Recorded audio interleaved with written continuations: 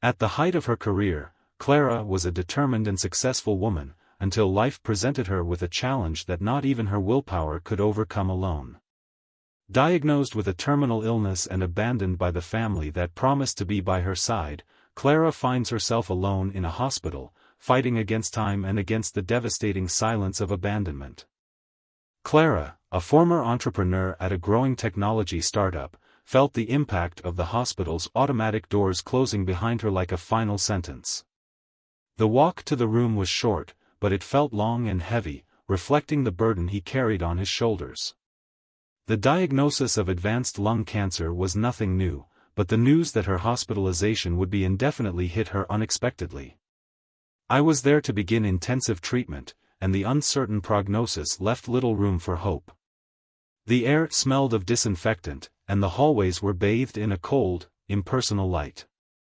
Each step Clara took her further away from the life she knew, the company she had built and the family that, until now, seemed distant." Upon arriving at the room, Clara was greeted by Nurse Marta, a woman with a warm smile and eyes that conveyed experience and compassion. Marta was responsible for guiding Clara in her new reality, one in which she would depend on medical care to survive. The room was small, functional, with a large window that offered a view of the internal courtyard. Clara watched in silence, trying to absorb the environment that would now be her home. The silence that dominated the hospital was disturbing, contrasting with the noise of his previous life. She remembered the days when the constant noise of calls, meetings and important decisions shaped her routine. Now everything seemed so far away. The first night was difficult. Sleep didn't come easily, and when she finally managed to close her eyes, Clara dreamed of the company, of Rodrigo, her husband, and Lucas, her son. She wondered where they were and why they hadn't come to help her get settled. Rodrigo had promised to be there, but the last few weeks showed that his words did not always translate into actions. Clara turned over in bed, bothered by the physical discomfort, but also by the growing feeling of abandonment. "Am I going to face this alone?" she thought, before finally falling into a restless sleep, lulled by the distant sound of machines and monitors. When the sun came through the window blinds, Clara slowly opened her eyes, still adjusting to the reality of the hospital. Nurse Marta was already at the door, ready to guide her on what would be the first day of a long and arduous treatment. Marta had a serene and welcoming presence, which helped to soften the impact of the clinical routine that Clara would need to face. Right after breakfast, which Clara had barely managed to eat, the doctors came to explain the procedures. There were exams to be carried out, daily assessments and the start of chemotherapy. Clara listened carefully to everything, but her mind wandered. The oncologist's words sounded too technical for his mind, which was still trying to process the sudden changes in his life. It was hard to believe that just a few months ago, he was at the height of his career, closing deals, expanding his company, and living a dynamic life. Now, she was tied to a medical schedule, her freedom restricted to the walls of that hospital. She knew the treatment would be aggressive, with heavy side effects, but the real battle was within her. Cancer was not just a disease that consumed his body, but also an invisible enemy that attacked his soul. Upon first contact with the chemotherapy room, Clara felt a wave of anxiety. The room was full of other patients, all connected to the machines that provided them with the medicine that could also be poison. She sat in an armchair near the window, trying to avoid the eyes of others. It was difficult to see herself as part of that sick community, but now there was no escape. The session began with a slight sting, and before long, Clara felt a strange combination of fear and hope. She knew that, although treatment was an essential step in trying to control the disease, the path would be full of challenges, both physical and emotional. At the end of the session, exhausted, Clara returned to the room with Marta by her side, taking care of every detail to ensure her comfort. Even though her body was worn out, Clara refused to give in to the fragility that the disease brought. However, when he looked in the mirror in his room, he saw a reflection that he no longer recognized. "Who am I now?" she thought, as the weight of the journey ahead began to take hold, not just on her body, but on her identity. The days began to blend together at the hospital, with Clara waking up to the same routine: exams, treatments, and the discreet company of health professionals. Yet every morning there was an absence that silently tortured her, that of her family. Rodrigo, who had promised to be by his side, hadn't shown up for days, and Lucas, his son, even avoided calls. Clara spent her days trying to fill the emotional void that was growing inside her, but the truth was difficult to ignore: she was facing the disease practically alone. The clock in Clara's room seemed to be her only faithful companion. She watched the minutes drag by, as she waited, anxiously, for a visitor that never arrived. Marta, the nurse, noticed Clara's silence, but she knew that it is not always possible to cure what is in a patient's heart. The hospital was full of people taking care of the body, but who would take care of Clara's soul? One day, during a break between chemotherapy sessions, Marta entered the room with a more worried look than usual. She had noticed that Clara was not receiving visitors and, knowing the emotional toll that isolation could cause, she tried to start a conversation. "Will there be any visitors today, Clara?" Marta asked, gently, while adjusting the pillows on the bed. Clara hesitated, trying to hide her sadness. "Rodrigo said he would come, but, you know, work always comes first," he said, with a smile that didn't reach his eyes. Marta nodded, without pressing further, but she knew something deeper was happening. The hours passed, and Clara looked out the window, feeling the weight of each minute. The hospital, with its fluorescent lights and mechanical sounds, was now her reality, while the world outside continued without her. With each unanswered phone call and unanswered message, Clara felt a piece of hope erode. Even Marta's comforting words seemed to echo in the void, unable to fill the hole left by Rodrigo and Lucas' silence. As night fell, Marta decided it was time to break the barrier that Clara had built. After so many weeks of care, the nurse felt that she had gained Clara's trust and knew that she needed to speak, even if she didn't want to. "Clara, can I tell you something?" Marta began, as she sat in the chair next to the bed. "I've worked here for many years and I've seen many patients go through situations similar to yours. It's not easy when the people you love move away, but you're not alone. We're here for you." Clara looked at Marta, surprised by the nurse's frankness. For a moment, she thought about maintaining the mask of strength, but Marta's sincere look disarmed her. "I feel abandoned," Clara admitted, her voice breaking as she spoke. "Rodrigo said he would be here, that he would support me, but he barely responds to my messages. And Lucas, he should be by my side. I'm his mother." The tears Clara had been holding back for weeks finally began to fall, as she allowed herself to feel the pain she had been suppressing. Marta took Clara's hand and held it firmly. "Sometimes the people we love most don't know how to deal with suffering. They pull away because the weight is too much for them. That doesn't justify what they're doing, but it also doesn't mean you're not important to them," Marta said, her voice firm but welcoming. Clara knew that Marta was trying to help her understand the situation, but at that moment, everything seemed so unfair. "I've always been strong, I've always taken care of everything and everyone," Clara continued, her voice full of emotion.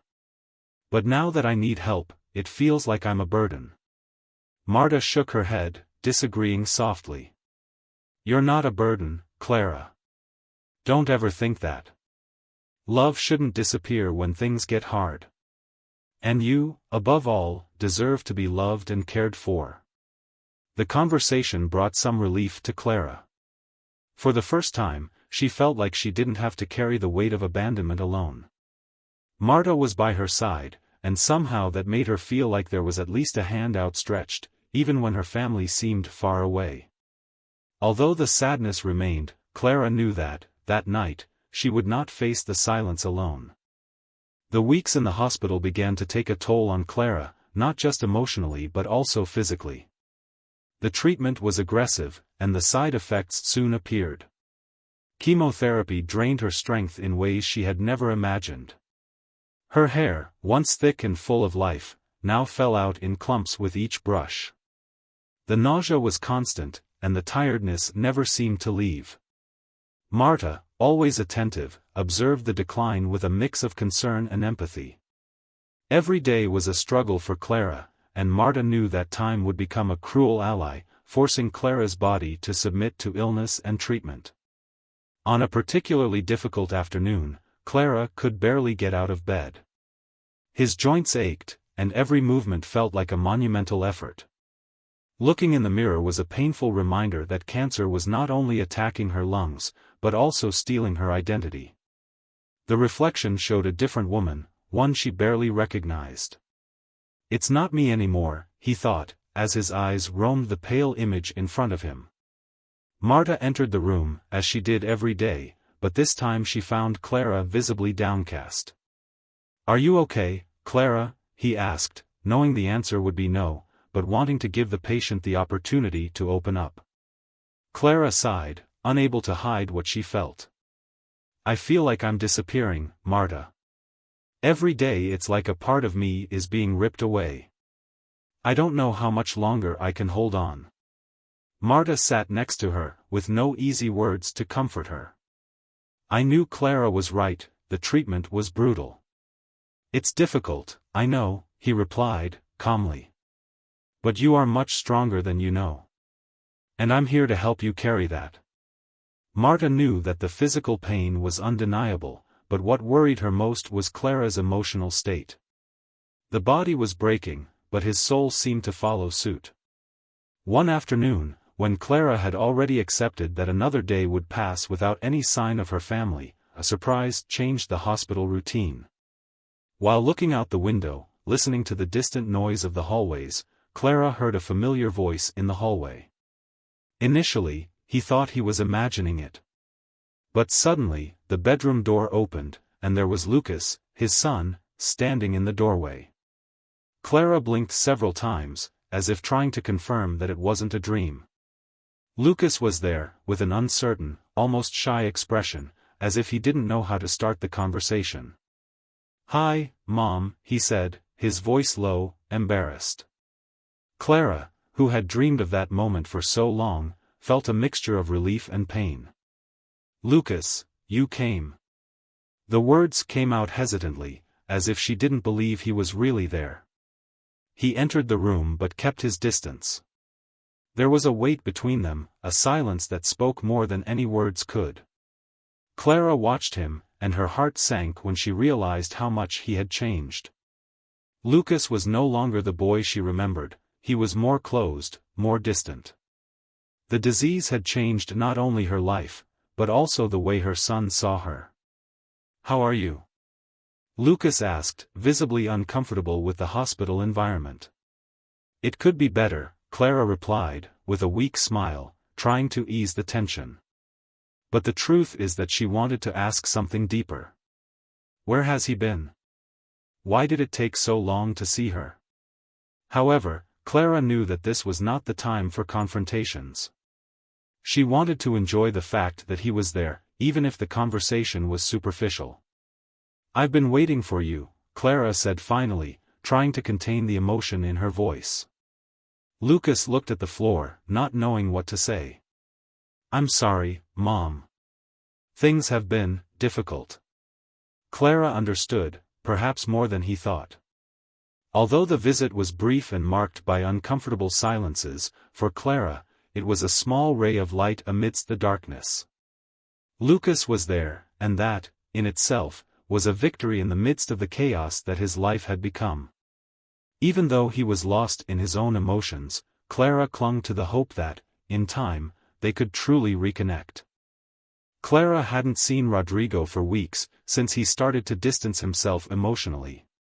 However, one sunny morning, when the hospital seemed calmer than usual, he finally showed up. His entry into the room was abrupt, almost unexpected. Clara, sitting at the table by the window, was surprised to see him there, and for a brief moment, she hoped that perhaps he was ready to be the support she so needed. Rodrigo, however, was visibly uneasy, and the tension in the air was palpable. "Clara, we need to talk," Rodrigo said, his voice carrying a weight she didn't recognize. He approached her slowly, without looking her directly in the eyes. "I know I've been distant, but I need to sort out some things." Clara felt her heart tighten. "I knew the conversation wouldn't be easy, and Rodrigo's behavior didn't bring good news." "What do you want to talk about, Rodrigo?" she asked, trying to remain calm, although her body was already fragile and tired. Rodrigo took a deep breath before continuing. "Clara, you know how difficult things are. The company, everything is different. With you here at the hospital, things have started to get complicated, and I need to think about the future. We need to resolve our financial issues." Clara looked at him, perplexed. For a moment, she thought he was there to offer support, but she soon realized that his intentions were very different. "What do you mean by resolve?" she asked, feeling a chill running down her spine. Rodrigo, with the look of someone who had already made his decision, replied, "I think it's time to talk about divorce. I've already talked to a lawyer and I think that's what's best for all of us." Those words fell on Clara like a punch in the stomach. What already felt like an uphill battle against the disease now became an even heavier emotional struggle. "Divorce?" she repeated in disbelief. "Do you want to leave me, now?" Rodrigo, with a sigh of impatience, tried to explain, "It's not about leaving you, Clara. It's about making sure everyone is okay in the future. Lucas, me, you. We all need some stability. And the company. The company needs direction." But Clara knew the truth, the future he wanted to guarantee was his own. She felt betrayed in a way she had never imagined. Anger rose inside Clara in an unexpected way. For weeks, she had endured Rodrigo's emotional abandonment, believing he was just handling the situation poorly. Now, however, the truth was clear: Rodrigo no longer saw her as his wife or partner. He was there for selfish reasons, worried more about his financial future than her well-being. "You can't be serious, Rodrigo," Clara replied, her voice firm despite the pain she felt. "I'm here, fighting for my life, and you come and talk to me about divorce and finances? How can you think about that now?" Rodrigo was silent for a moment, perhaps hoping that Clara would be more understanding, but the truth was that he had already decided. "I know this sounds harsh, Clara, but life goes on," he said, his voice cold and distant. "And the reality is that we both need to move forward in different ways." Clara felt the weight of those words. It was as if all the years of marriage, all the struggles and victories they had shared, simply had no value at that moment. She was alone, truly alone, facing not only a deadly illness but also the end of a life she thought would last forever. "I always thought marriage was about being there, through the good times and the bad," Clara murmured, more to herself than him. "But I think I was wrong about you, Rodrigo." Rodrigo didn't say anything. Instead, he just sighed, got up, and walked to the door. "I'll be back when you're ready to talk to the lawyer," he said before leaving, without looking back. As soon as the door closed, Clara felt a wave of despair wash over her. The husband she knew, the man she had built a life with, had turned out to be someone she barely recognized. The room, which had already felt cold, now felt like an emotional prison. The tears came before she could hold them back, and Clara allowed herself to cry for the first time since being admitted. When Marta entered the room some time later, she saw Clara curled up on the bed, in silent tears. Without saying anything, the nurse went over to her and sat next to her, taking Clara's hand in a gesture of pure support. "You don't need to say anything now," Marta whispered. "I'm here with you." That gesture of empathy, simple but profound, was everything Clara needed at that moment. There were no longer any illusions about what would come next. Rodrigo had abandoned her, and what was left now was the battle against the disease and the challenge of rebuilding her life, alone, but with the strength she knew still existed somewhere inside her. After the devastating conversation with Rodrigo, Clara felt that she had reached rock bottom. The imminent divorce, the emotional and physical abandonment of her family, and the weight of the illness seemed to converge at a single point, leaving her without strength. For days, she remained silent, trapped in her own thoughts. Marta, as always, was present, but this time without forcing conversations. I knew that Clara needed time, and that sometimes silence was the greatest companion in pain. However, Marta also knew that she couldn't let Clara sink into that emotional void. One afternoon, after finishing her shift, she entered Clara's room with a little surprise. "I know things aren't easy, Clara," Marta said, as she placed a box on the table next to the bed. "But I brought something that might cheer you up." Clara looked at the box, intrigued. Inside was a collection of letters, small notes, and some photos. "What is this?" she asked, curious but still emotionally exhausted. Marta smiled and pulled out a chair to sit next to Clara. "They are messages from some patients who have already been here. People who faced battles like yours and wanted to share their stories of overcoming." Clara hesitated for a moment, but picked up one of the letters. The first message she read was from a woman named Sophia, who had faced breast cancer and described the strength she found amid the chaos. "I know what it's like to feel lost, like the world is falling apart around you. But there is always a spark, a little flame that reminds you why it is worth fighting for," the letter said. As Clara read Sophia's words and other stories, she felt something change inside her. It was a reminder that despite all the suffering, there was still something to fight for. Marta's attitude, so simple, but so meaningful, made Clara realize that, even in her most lonely moments, there were people who cared. "Thank you, Marta," Clara said, with a small smile, the first in a long time. "I don't know if I'm ready for all this, but knowing that there are other people who have gone through something similar helps me believe that I can do it too." Marta held Clara's hand. "You don't need to be ready now, Clara.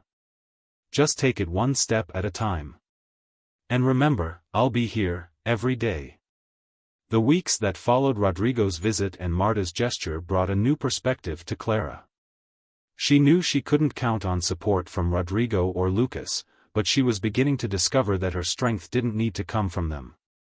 Each new chemotherapy session was still a challenge, and the treatment, far from being easy, continued to wear down his body.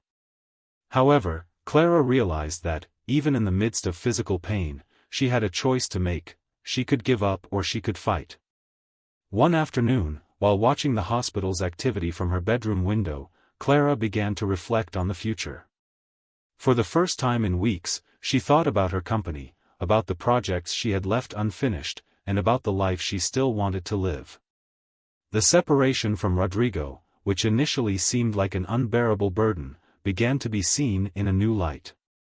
Maybe, without him, she could focus on something more important: her own survival. Clara called Marta for a chat. "I was thinking. I need a plan," Clara said, in a voice that sounded stronger than in previous days. "I know I'm sick, but I still have decisions to make. And I don't want the disease to take that away from me." Marta smiled, proud of Clara's attitude. "What kind of plan are you thinking?" he asked, already knowing that this change in mentality was a sign that Clara was regaining control of her life, even in the midst of chaos. "I don't know if I'm going to beat this disease, but I need to feel in control of something. I want to start organizing my life again, at least what's within my power. The company, maybe I need to sell it or let it go, someone trustworthy taking care of her. And I also want to do something I never had time to do." Marta looked at Clara curiously. "What do you want to do?" "Travel. I've always dreamed of visiting a peaceful place, away from everything. I may never have the opportunity to go, but I want to plan. Even if it's just a dream on paper." Clara's decision to plan a trip that might never happen was not about escaping reality. It was about reaffirming your identity, your desire to live, and your need to reconnect with the world in a way that didn't involve hospitals or illness. In the following days, Clara began to reorganize small aspects of her life, even though her health didn't cooperate much. She knew there was still a long way to go, but now, instead of just surviving, Clara wanted to do more. She wanted to live, and live her way, with or without Rodrigo, with or without guarantees of victory against the disease.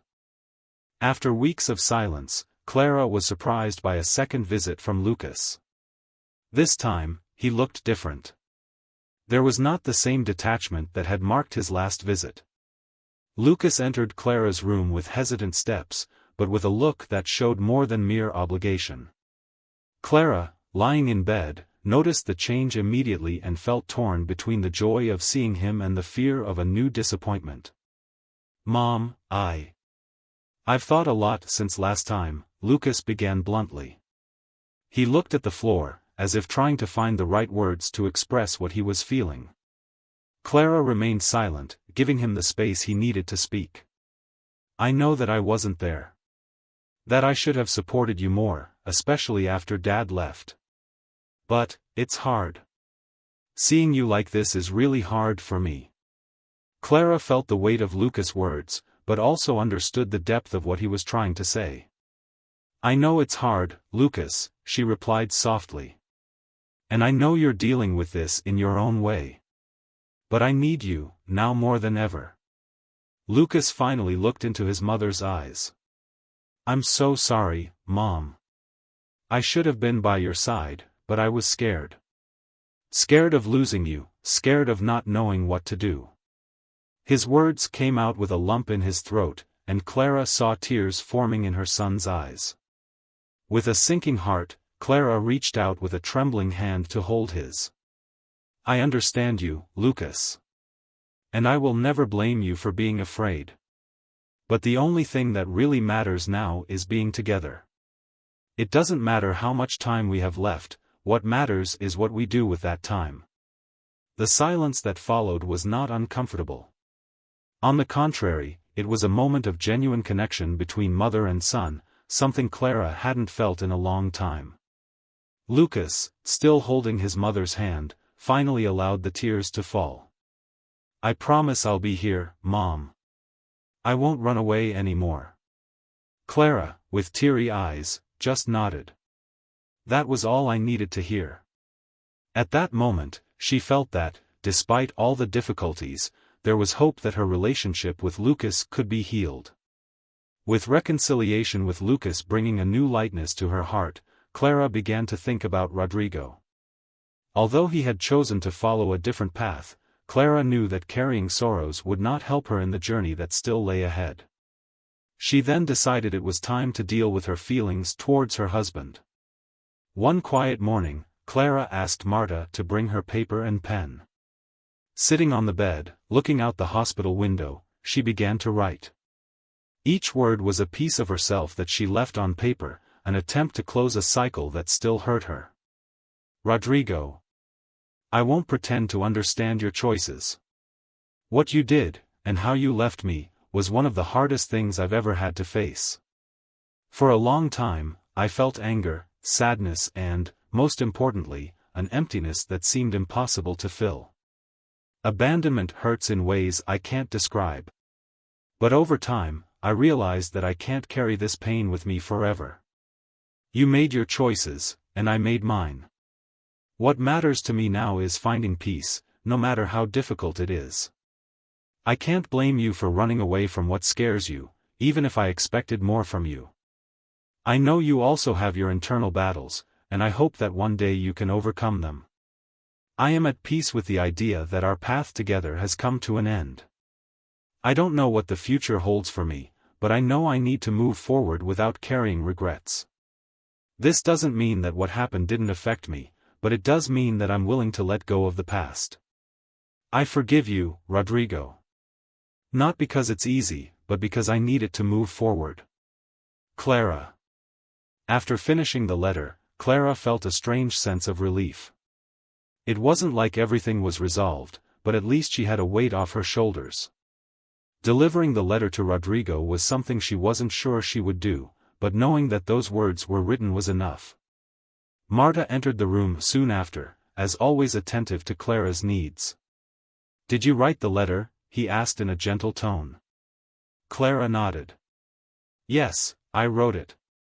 I don't know if I'll hand it in, but I feel lighter now. Marta smiled, sitting next to Clara. Sometimes writing is the best way to release what we feel, he said. And whatever you decide, know that you did it for you, for your peace. Clara took a deep breath, feeling the truth in Marta's words. She knew there was still a lot to face, but for the first time in a long time, she felt like she was in control of how she wanted to live her remaining days, with love, forgiveness, and, most of all, peace. The sun was shining that morning, brighter than it had been in recent days, and Clara felt more excited than usual. Perhaps it was the result of finally having closed important emotional loops, or perhaps it was the presence of Lucas, who now visited regularly. But that day, something different was in the air. Marta noticed the change in Clara's attitude as soon as she entered the room and saw the sparkle in her eyes. "Clara, you look more alive today," Marta said with a wide smile. "What is happening?" Clara laughed, something she hadn't done in a long time. "I was thinking, what's left for me," she replied. "And I realized that I still have some things I want to do, even if time is short."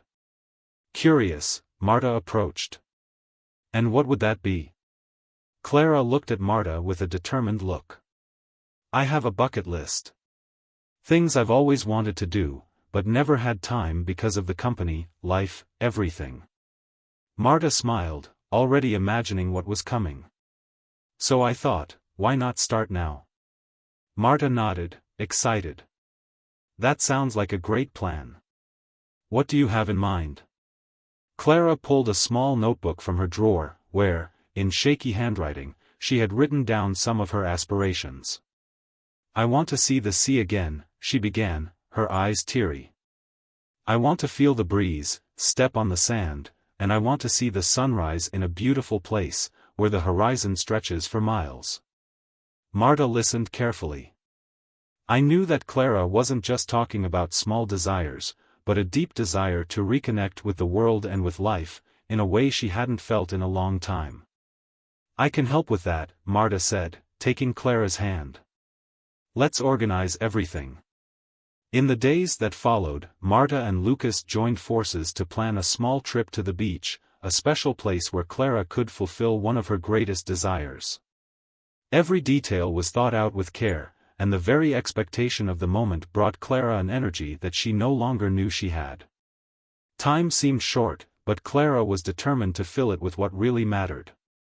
On the morning of the trip, Clara was more fragile than usual, but her determination was palpable. With the help of Marta and Lucas, she was taken to the beach, where a comfortable chair was waiting for her, positioned facing the sea. The sound of waves gently crashing on the sand was like music to his ears. She closed her eyes for a moment, letting the breeze touch her face, and felt the calm she was looking for. Lucas was at her side, holding her hand firmly. He looked at the horizon, trying to contain the emotion he felt at seeing his mother so vulnerable, but also so at peace. Marta, a little further away, watched the scene with a heavy heart, but full of gratitude for having been part of Clara's journey. "I feel complete," Clara said softly, as she watched the sun begin to set. "I think I finally found the peace I was looking for." Lucas, with tears in his eyes, looked at his mother. "I'm sorry, Mom. For everything. I should have been here the whole time," he said, his voice breaking. Clara, with the wisdom of someone who has gone through so much pain, smiled at her son. "The important thing is that you're here now, Lucas. And that's all I need." Time seemed to slow down as the sun slowly lowered the horizon, dyeing the sky in vibrant colors. Clara breathed deeply, absorbing every second of that moment she had dreamed of so much. The sea in front of her, the sand beneath her feet, and the people who mattered most to her side, it was all she needed to feel that, no matter what happened next, her life had been lived with meaning. She looked at Marta, who was watching from afar, and waved with a subtle gesture, as if thanking her for everything. Marta waved back, knowing that this would be one of the most special moments of her life, one that she would never forget. As night fell, Clara felt her body quieten. A deep tiredness took over his limbs, but it was not the same oppressive tiredness as before. It was as if his body was preparing for its final rest. She looked at Lucas one last time, a serene smile on her face. "I love you, my son," whispered Clara, her voice as soft as the breeze coming from the sea. "I love you too, Mom," Lucas replied, squeezing her hand tightly. With the sun finally hiding behind the horizon, Clara closed her eyes, feeling the peace she had sought so much throughout her battle. And, in that last breath, she knew that she had lived, loved and, above all, found the tranquility that her heart longed for.